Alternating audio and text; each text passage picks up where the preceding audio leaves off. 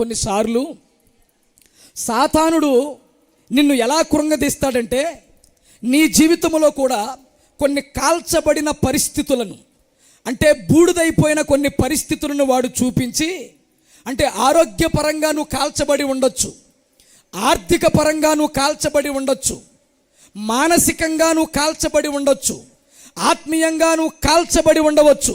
సాతాను నిన్ను చూసి అంటాడు, ఇంకేం మిగిలింది బూడిద తప్ప, ఇంకేం మిగిలింది శూన్యం తప్ప, నీ జీవితంలో సర్వము కోల్పోయావు, ఇక నీ బ్రతుకు బాగుపడదని నువ్వు కాల్చబడిన కొన్ని పరిస్థితులను చూపించి వాడు కృంగదీయాలని ప్రయత్నము చేస్తాడు. నిజమే, నీ పరిస్థితులు కూడా అలాగే ఉన్నాయి, నిన్ను ఏలుబడి చేస్తున్న నీ స్థితిగతులు కూడా అలాగే ఉన్నాయి. కానీ నువ్వు ఆరాధించే దేవుడు శూన్యములో నుండి సమస్తమును సృష్టించిన దేవుడు, శూన్యములో నుండి సమస్తమును కలుగజేసిన దేవుడు.